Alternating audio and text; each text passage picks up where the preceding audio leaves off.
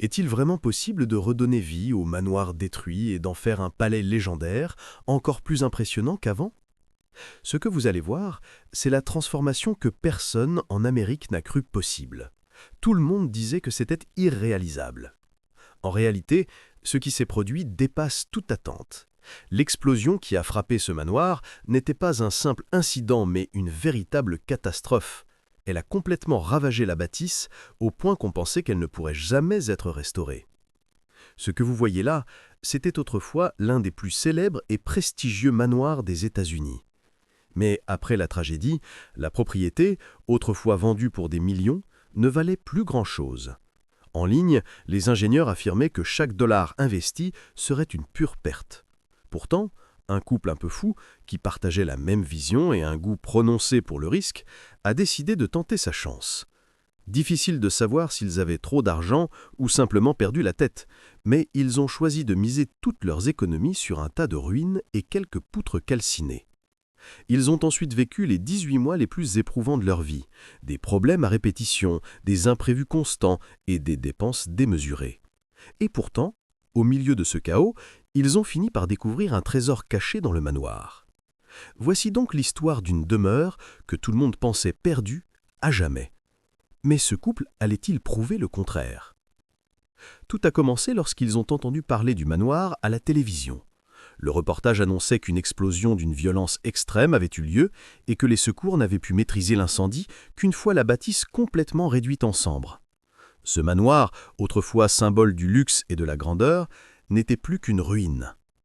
Quelques jours plus tard, il fut remis en vente sur un site nommé Zillow pour seulement 1 million de dollars. La propriété s'étendait pourtant sur près de 5 acres et comprenait une maison d'hôte qui, par miracle, avait échappé aux flammes. Après cette mise en ligne, l'annonce fit grand bruit, attirant de nombreux curieux. C'est alors que Linda et son mari décidèrent de prendre des billets immédiatement pour aller le voir de leurs propres yeux.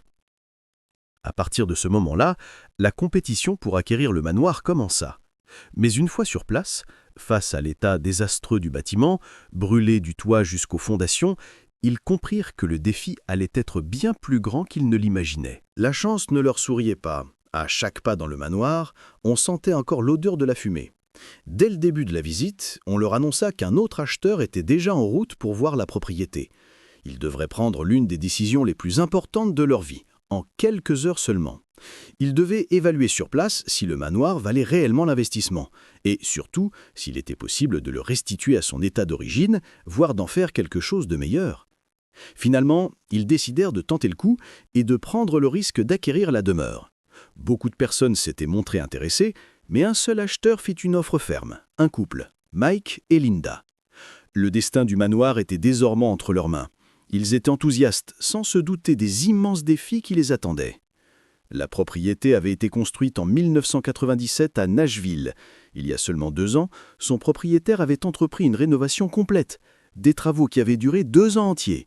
Mais au moment où l'on s'apprêtait à achever ces travaux, la catastrophe survint et détruisit quasiment tout, comme vous le voyez. L'incident a commencé dans la bibliothèque. Des ouvriers y appliquaient des vernis et, à cause des vapeurs des produits chimiques, un embrasement s'est produit. Ce fut le point de départ. Ensuite, le feu se propagea extrêmement rapidement à toutes les pièces, puis à l'ensemble du manoir. Seul un ouvrier fut blessé. Il n'y eut aucun décès. Avant de toucher quoi que ce soit, il fallait établir un plan rigoureux capable de rendre au manoir sa splendeur, et davantage encore. La meilleure chose que Mike fit fut d'appeler l'entrepreneur James et son équipe pour transformer ces ruines en un somptueux domaine à nouveau. Dans cette équipe, il y avait un homme nommé John, un véritable touche-à-tout, compétent dans presque tous les corps de métier. Il avait déjà travaillé avec les anciens propriétaires du manoir et connaissait chaque recoin du lieu avant l'incendie. Aujourd'hui, il revenait avec toute son expérience pour aider à rebâtir la demeure. Et il avait une surprise pour Mike, une pièce secrète cachée dans le manoir dont ce dernier n'avait absolument aucune idée. Mike était stupéfait, il avait l'impression de vivre dans un film. Mais les surprises ne s'arrêtaient pas là. Le manoir recelait aussi de véritables trésors, des pierres précieuses soigneusement conservées qui pouvaient se revendre à bon prix.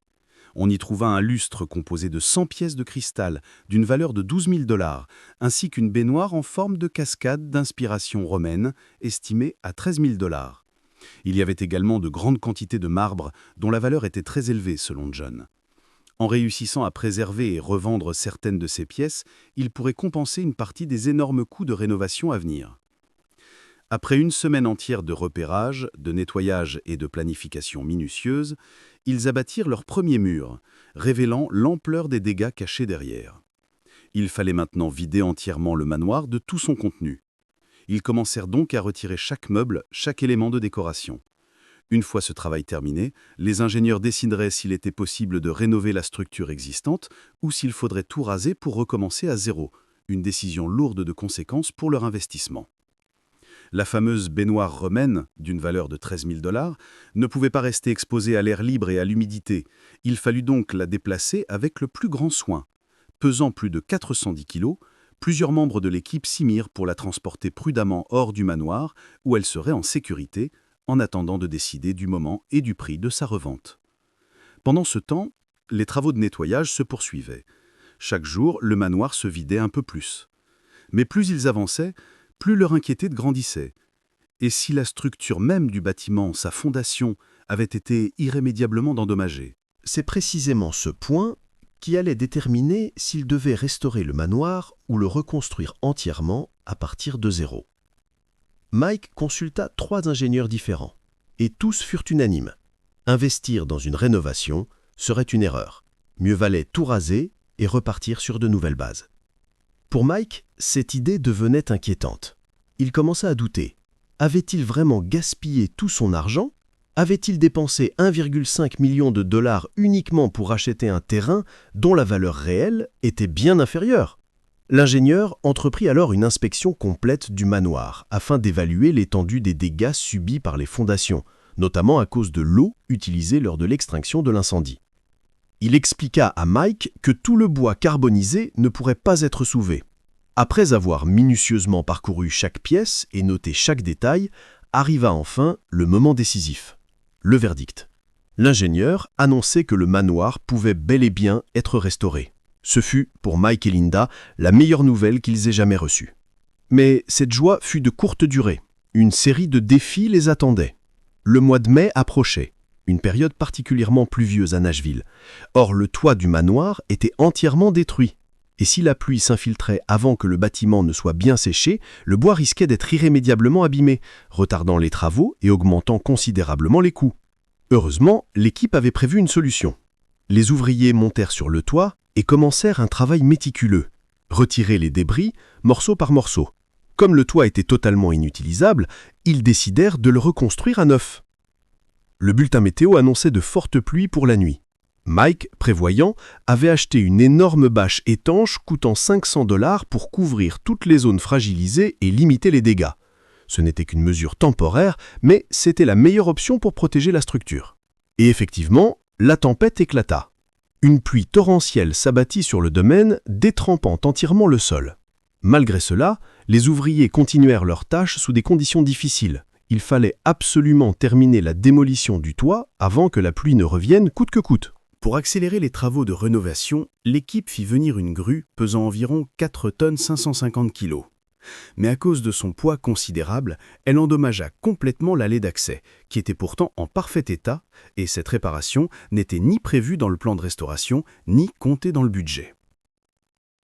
Heureusement, ils trouvèrent une solution. Leur seul véritable espoir à ce moment-là, renforcer le sol du passage à l'aide de grandes planches de bois afin de mieux répartir le poids de la grue.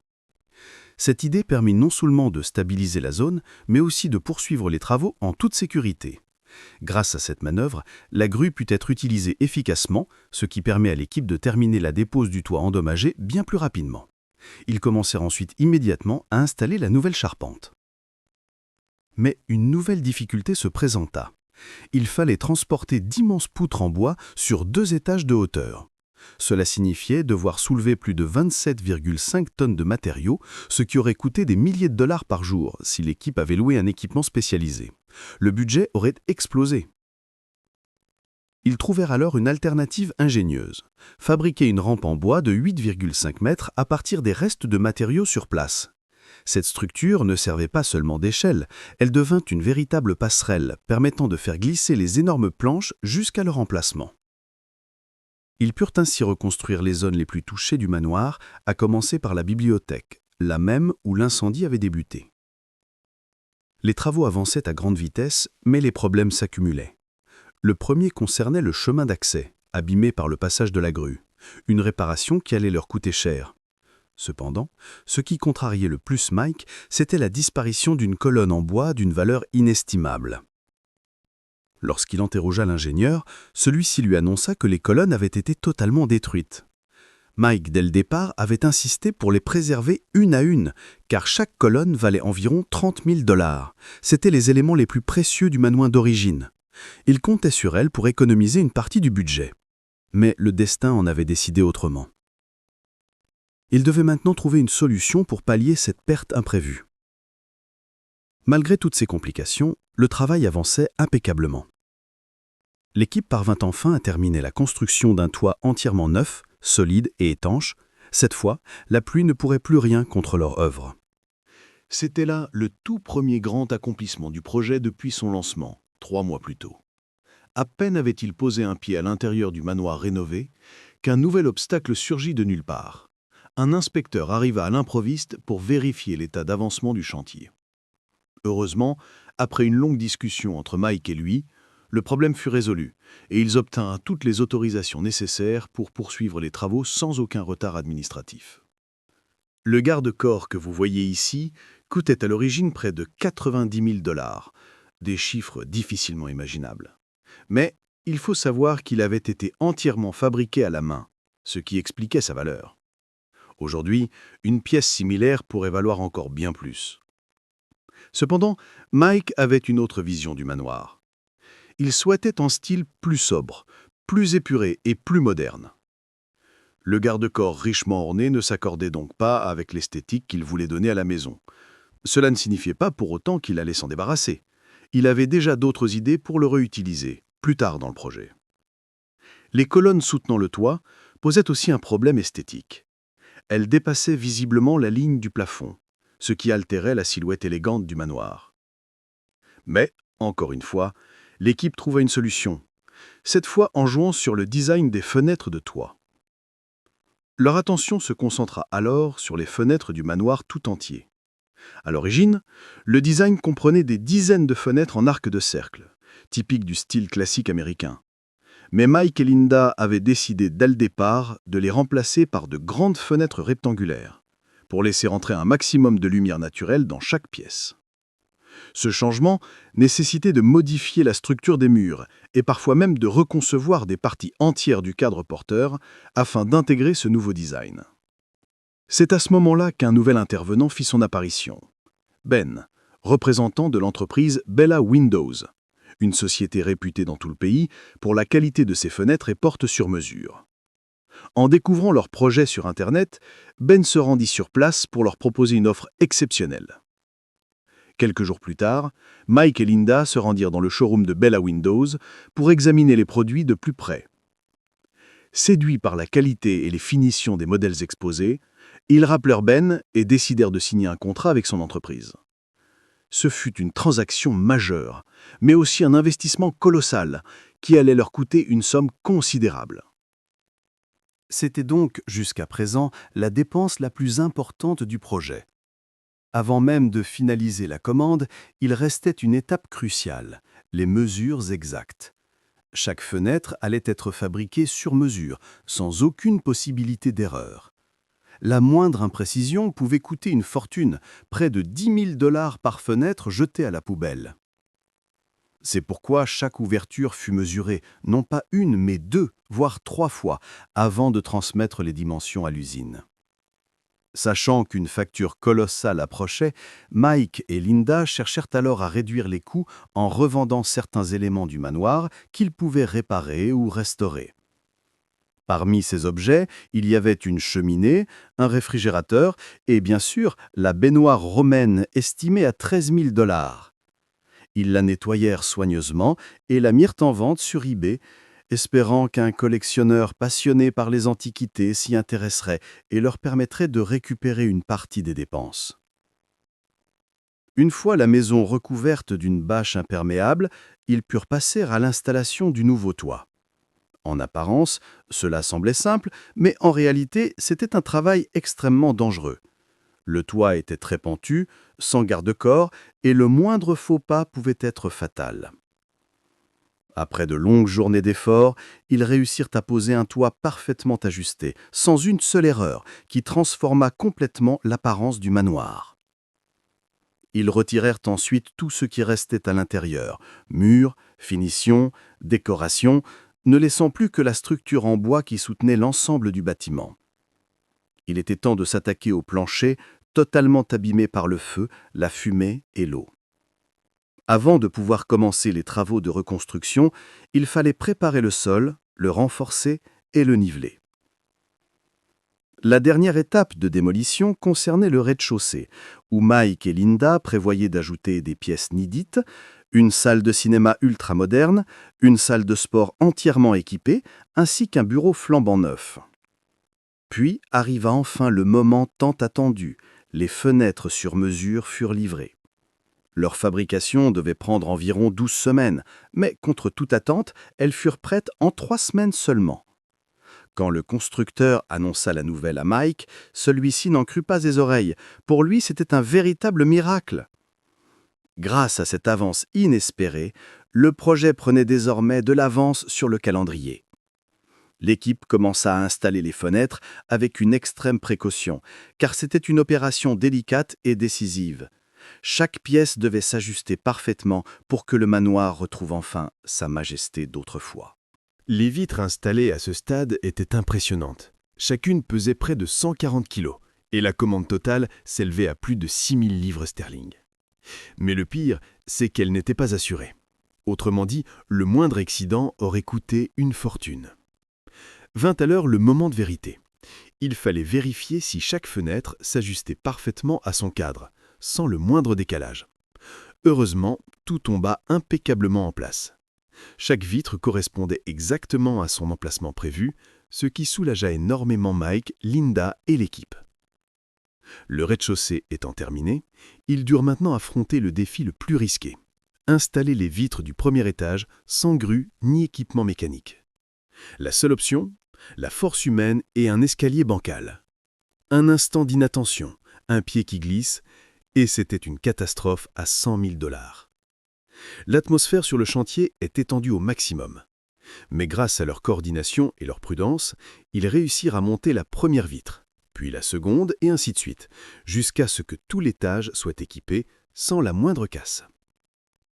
Vint ensuite l'installation de la pièce la plus chère du projet. Une porte coulissante géante, haute de près de 5 mètres. C'était le plus grand panneau de verre jamais posé sur le site, le plus complexe à monter et le plus coûteux.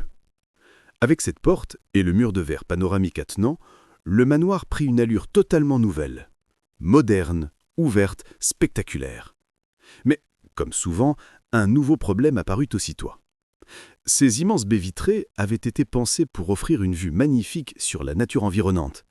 Mais, en réalité, elles transformèrent aussi l'intérieur du manoir en vitrine. Désormais, tout le monde pouvait voir à l'intérieur.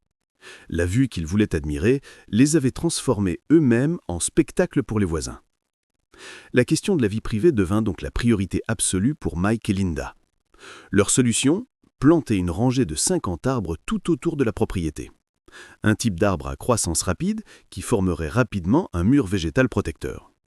Mike s'en chargea lui-même, transportant et plantant chaque arbre à la main. De retour à l'intérieur, avant de refermer les murs, ils durent pulvériser une mousse isolante spéciale. Cette mousse, en se dilatant, scelle toutes les fissures et ouvertures, créant une barrière thermique et acoustique puissante. Elle permet de réduire considérablement les coûts de chauffage et de climatisation, tout en rendant les murs étanches à l'air et au bruit. Mais cette mousse isolante ne servait pas seulement à sceller les murs ou à réduire la consommation d'énergie, elle renforçait aussi la structure même des cloisons. Les murs devenaient ainsi plus solides et plus résistants qu'avant. Pendant ce temps, l'équipe s'attaquait à la façade principale du manoir, notamment le mur d'entrée. Il restait encore des fragments de briques anciennes provenant de la structure d'origine et les ouvriers durent travailler avec une extrême précaution. Ils démontaient chaque brique une à une, lentement, pour ne pas fragiliser la partie du mur qui devait être conservée. Une fois l'ancien matériau retiré, ils purent reconstruire entièrement le mur avec des briques neuves. Le résultat fut spectaculaire, le manoir retrouvait enfin son allure majestueuse. Mais malgré cette avancée, un problème majeur subsistait. Tout le système électrique avait été détruit par l'incendie. Plus rien ne fonctionnait. Pas un fil, pas un câble, pas une prise. Il fallut donc refaire toute l'installation électrique à partir de zéro, avec un niveau de sécurité et de performance maximale. Alors que les travaux touchaient presque à leur fin, un incident inquiétant vint tout bouleverser. Un soir, Mike et Linda arrivèrent tard au manoir. Il devait être près de 10h moins le quart. En approchant, ils virent une voiture garée juste devant leur portail, les feux de détresse allumés. Mike s'arrêta, pensant à un voisin en difficulté, mais soudain, le véhicule fit demi-tour et s'éloigna rapidement. Intrigué, Mike entra dans la maison. Là, il entendit des bruits étranges venant du premier étage. Pris de panique, il appela aussitôt la police. Les agents fouillèrent chaque pièce du manoir. Personne. Rien de volé, aucune trace d'effraction. C'était à ne rien comprendre. Peut-être que Mike devenait simplement paranoïaque après tant de mois de stress. Mais cette étrange nuit n'était rien comparé à ce qui allait suivre. Souviens-toi de la petite grue qui avait déjà endommagé le passage principal. Eh bien, cette fois, c'est un monstre de 27 tonnes qui devait arriver sur le site, une machine capable de soulever 18 000 kilos de matériaux pour ériger les nouveaux murs. C'était la seule façon d'assurer la suite du projet, mais le risque était énorme. Si cette grue passait sur le passage déjà fragilisé, tout pouvait s'effondrer d'un seul coup. Et comme si cela ne suffisait pas, un autre problème surgit de nulle part.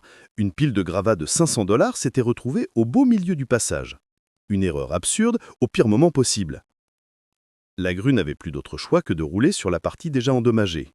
Pour limiter le danger, l'équipe construisit un pont temporaire au-dessus de la zone affaissée, reliant les escaliers principaux à la plateforme de travail. Grâce à cette solution de fortune, ils purent continuer le chantier avec plus de sécurité et de rapidité. Enfin, après 3 mois de travaux, la structure en bois et l'isolation étaient entièrement exposées, et l'équipe se lança dans une mission colossale, installer toutes les grandes plaques dans chaque recoin du manoir. Ce n'était pas une tâche facile. Chaque panneau devait être parfaitement positionné pour que l'ensemble prenne forme. À chaque pièce équipée, le manoir se transformait à une vitesse incroyable. Ce qui n'était qu'un espace vide, nu et mort, reprenait vie sous leurs mains. La forme finale du manoir commençait à se dessiner peu à peu. Après d'avoir remplacé l'escalier et le garde-corps ornemental par un modèle plus simple et droit, ils posèrent les marches et les balustres en chêne blanc massif. Le design de l'escalier fut pensé pour être étroit, donnant la sensation d'un passage qui vous attire naturellement vers des différentes pièces du manoir, tout en offrant une élégance sobre et moderne. Pour Mike et Linda, c'était déjà une victoire majeure. Ces murs n'avaient pas seulement survécu à l'incendie, ils avaient également résisté à de fortes pluies qui auraient pu tout compromettre. À ce stade, le projet avait quitté le stade de simple structure en bois pour devenir un manoir prêt à être décoré et fini. La première étape des finitions fut la pose du carrelage. Et ce n'était pas un détail, le carrelage allait couvrir toutes les pièces, du buanderie au salon en passant par le gymnase, et provenait de pierres importées très coûteuses. À l'intérieur, le niveau de luxe allait encore monter. Dans les salles de bain, ils optèrent pour un mélange de marbre italien lumineux au sol et de marbre noir mat sur les murs. Pour préserver l'intégrité du sol des salles de bain, ils l'isolèrent comme pour un chauffage par le sol, garantissant confort et durabilité. La pièce maîtresse de toutes les salles de bain était la salle de bain. Ils y installèrent d'immenses carreaux glacés, chacun coûtant environ 100 $, pour un total proche de 200 000 $ uniquement pour cette salle de bain. Ensuite, ils passèrent au placard, construit dans la chambre principale et les chambres d'enfants. Puis, ils terminèrent escalier, entièrement en chêne blanc, et pour accentuer certaines lignes verticales et détails décoratifs, ils ajoutèrent des éléments en bois sur mesure, spécialement conçus pour résoudre ces aspects esthétiques, tout en conservant l'harmonie générale du manoir. Les éléments en bois ont été installés progressivement, dans des fentes de 2 pouces exactement, chacune choisie pour refléter l'esprit du design moderne. La maison commençait à révéler son nouveau visage, et les mises à jour se poursuivaient sur toutes les façades. Le manoir fut peint entièrement en blanc, unifiant l'ancien et le neuf sous une seule teinte harmonieuse. Le passage, déjà fragilisé par le poids de la grue, avait été complètement détruit, rendant le vieux chemin inutilisable. Il fallut tout retirer et reconstruire à zéro, une tâche énorme et non prévue dans le budget, dont la seule réparation coûterait près de 100 000 $. À côté, le mélange de gravier ancien et de pierres neuves rendait l'entrée encore plus délicate. La bétonnière tournait à plein régime et les ouvriers donnaient tout ce qu'ils avaient pour reconstruire le passage. Un travail difficile, mais qui valait amplement l'effort, car le résultat transformait complètement l'entrée. Après plus de 500 jours de démolition, de surprise et de reconstruction continue, le chantier toucha enfin à sa fin. Le manoir, autrefois ruiné depuis 18 ans, avait été entièrement restauré et transformé. Les 3 ingénieurs qui avaient prédit que chaque dollar investi serait perdu avaient été démystifiés. Mike et Linda avaient non seulement prouvé qu'ils avaient tort, mais avaient aussi dépassé toutes les attentes. Le résultat, une cuisine ultramoderne équipée de tout ce que l'on peut imaginer. Des épices à portée de main, une robinetterie innovante, un micro-ondes compact et des rangements pratiques. Le tout complété par une table et des chaises en chêne massif pour un style à la fois chic et fonctionnel. Les chambres à coucher offraient des fenêtres transparentes, des stores beige filtrant la lumière naturelle et de grands lustres plafonds qui ajoutaient une dimension spectaculaire. La maison comptait également un second espace cuisine dans des tons différents, un coin café lumineux pour les fruits et snacks et des placards astucieusement conçus pour optimiser le rangement. La salle de bain jouait sur une palette de noir mat, gris et blanc, avec des finitions spéciales et un design sur mesure.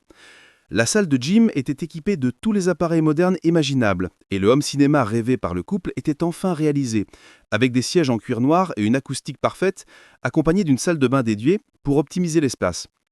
À l'extérieur, le manoir disposait d'un garage immense, de canapés suspendus sous le plafond pour illuminer la nuit, et de grandes baies vitrées permettant à la lumière du soleil d'inonder chaque pièce. Tout le manoir était désormais transfiguré, et Mike et Linda avaient réalisé un chef-d'œuvre vivant, où chaque détail du design intérieur à l'extérieur respirait l'élégance et la fonctionnalité. Alors, qu'en penses-tu ? Cette transformation te plaît-elle ?